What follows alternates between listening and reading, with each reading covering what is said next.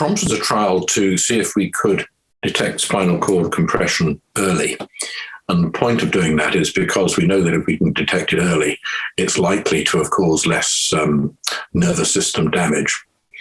And there's been retrospective evidence in castration-resistant prostate cancer that a screening MRI scan can not only detect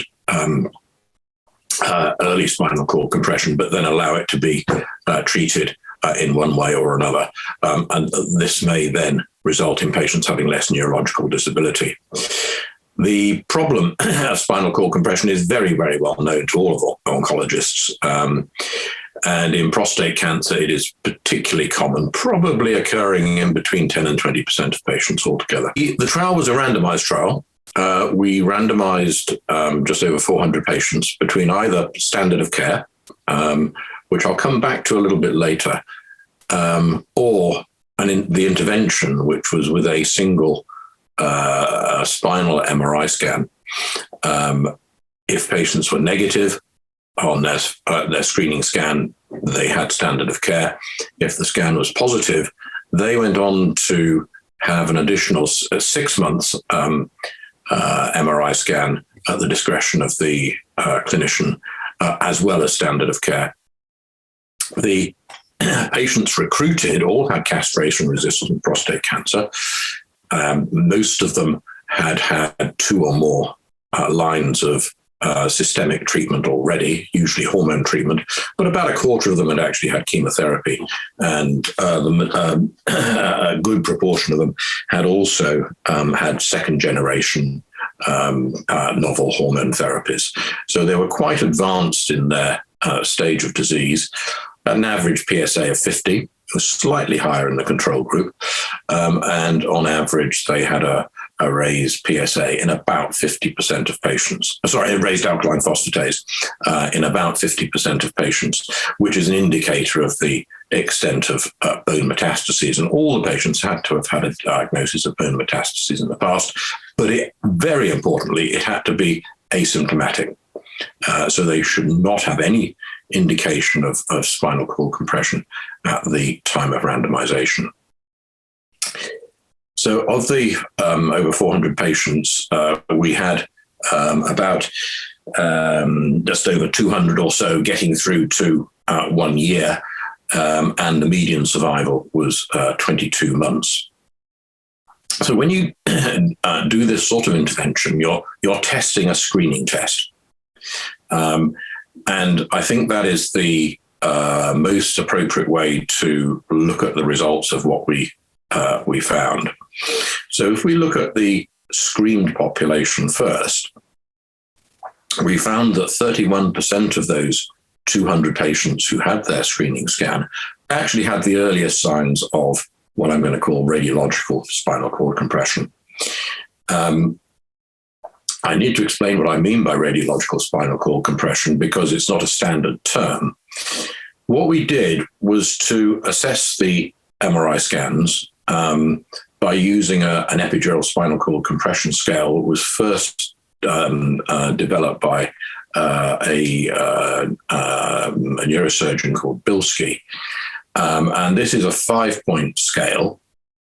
1A, B, and C are really quite early signs of spinal cord compression. In fact, the cord isn't compressed, but there's extension of disease from the bone into the spinal canal.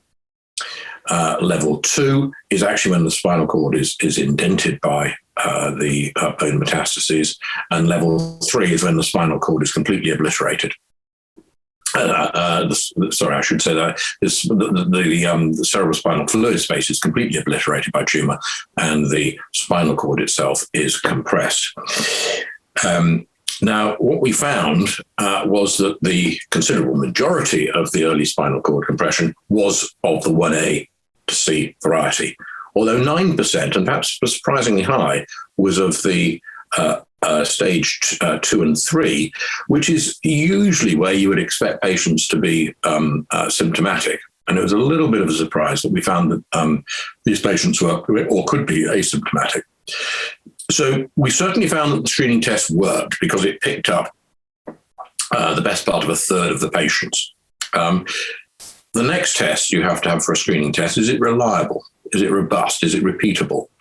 And so we reviewed all of the scans which were reported locally by a central team of 3 specialist neuroradiologists. And there was a concordance of over 92% between the reports. And these are reports on each individual vertebra in the patient. So this was over 2,000 vertebrae that were assessed. And in addition to all of the positive, screen positive patients, we also reviewed a random sample of 10% of the control group. So the first 2 criteria, was it sensitive enough and was it robust enough? We can actually tick the boxes on those. The screening test actually did what a screening test is meant to do. The third thing we have to do is to show that an intervention actually is effective. And the patients could either have surgery or radiotherapy, but in fact, in the trial, all the patients were selected to have radiotherapy. And we had the opportunity to look at the 6-month and indeed 12-month MR scans. Now, usually this is not available, and you just judge whether you've treated spinal cord compression adequately by seeing whether the patient is able to walk or not, essentially, so whether they're paraplegic. But we could actually review the MR scans. And what we found in the screened population was that 94% were either better or stable, and only 6% had progressed, which sounds very good. But there were 2 provisos to this.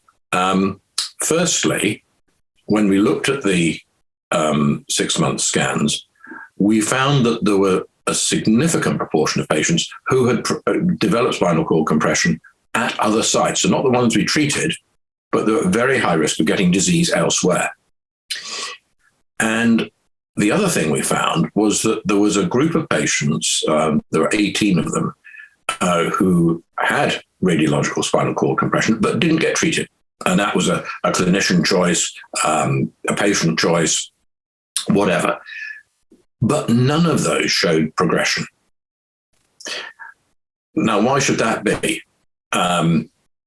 Well, they were having standard of care. So they were having new systemic treatments. So their systemic treatment actually was effective at treating these very early spinal cord compression lesions. But in the control group, they were all 1A and 1B, with the exception of one 1C lesion. So they were very early. They weren't the more advanced lesions that were treated in the intervention group. So probably the intervention was effective, but it has those 2 provisos. The fourth thing you have to show is, does it actually improve the overall outcome of the patients? And we judge that by whether they develop clinical spinal cord compression at 12 months. Now, and there was a difference between the groups. There was a 2.4% reduction in clinical spinal cord compression, but the amount of spinal cord compression we saw was actually rather lower than we expected, and that 2.4% difference wasn't statistically significant at a p-value of 0.11. We also looked to see whether the patients developed irreversible, what we call functional neurological deficit. So either were they neurologically impaired on a permanent basis? And we found there was a difference there. It was just a little bit higher at about 2.8%. It was half, in fact, in the intervention group than the control group. But that, again, because of the small numbers, wasn't statistically significant, and that value was 0.07. So although there was some improvements, we didn't have enough events to actually prove that the intervention had been ultimately successful. So from that point of view, it has to be regarded as a negative trial. One of the other aspects we looked at was whether patients might have a difference in their other features on longer-term follow-up. And one of those features is, did they have the same additional systemic treatment? Did they have the same chemotherapy, isotope treatment, additional hormone treatment, etc.? And a little bit to our surprise, we found that there was a significant difference. And the patients in the intervention group had less chemotherapy, less hormone treatment, and less new isotope treatment than the intervention group, and that was statistically significant. And when I looked at this in a little bit more detail, there was about a 16% reduction in the amount of new systemic treatment, which of course has its own problems in terms of side effects. That has to be balanced against the increase in interventions in the interventional group, because they had 14% more radiotherapy. So at a year, there's about an even balance there. The intervention group had more scans. On average, they had 1.3 more scans per patient. And they had more spinal radiotherapy. On average, it was 0.2 of a course of radiotherapy per patient. And it was quite interesting to see that that half of the control group had a spinal MRI because their clinicians were worried about spinal cord compression, and half of those patients, so a quarter of the total, actually had spinal radiotherapy. And that was rather a higher proportion than we might have been expecting. So I think that there was closer follow-up than average in the control group, and I think the control group benefited from being in the study. So I think that actually all of the patients in the study gained benefit. Now, what we would really like to be able to do is to say, let's refine the population of patients that we were screening to see if we couldn't get the statistics pushed over the line. Now, we had biochemical data on PSA and alkaline phosphatase and other baseline factors, and those were of some use, but they weren't strong enough predictors. We didn't have any bone scan evidence, and that was because we didn't think at the beginning of the study that we wanted to do additional tests on patients, only the spinal MRI. Now, that information on bone scan may actually be quite useful, and it's something that we would very much like to explore in more detail from other studies, perhaps from the STAMPEDE study, to see actually whether that might end up as a predictor, which would then give us a better and more select group of patients to have screening spinal MRI. So we have to conclude that the trial was negative, although interestingly going in the right direction. The screening test we think is quite impressive, and particularly because the spinal MRI is able to pull out a group of really high-risk patients. So if you look at the patients who have a positive screening scan, nearly 12% of those go on to get spinal cord compression within a year.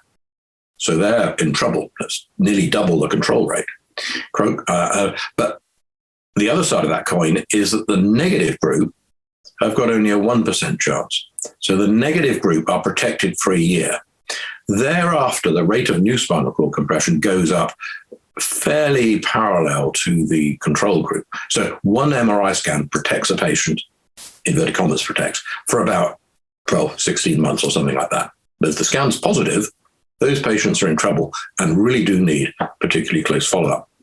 So therefore, we think the screening test is actually worth doing and worth reporting with this epidural spinal cord compression scale, the Bilski scale, because that isn't used routinely. It has been validated by other groups, but it's not used routinely. But detecting those early stages of spinal cord compromise is not always reported because the spinal cord itself is not compressed. And therefore, that will be missed in routine practice. So we think actually the scale should be used, and we'll encourage people to do that in the future. So a negative trial, but with some positive outcomes to it and interesting bits of biology. I think it's very interesting to speculate why the systemic treatment might be reduced in the control group.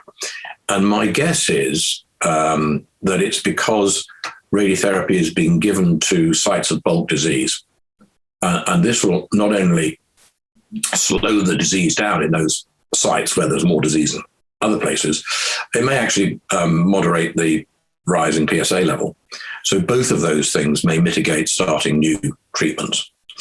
The overall survival of the patients was the same, so it hasn't been a detriment in starting new treatments. Overall, that hasn't made any great difference. So, as I've said, it's a negative trial. but with interesting biology and the potential to refine the screen population in the future.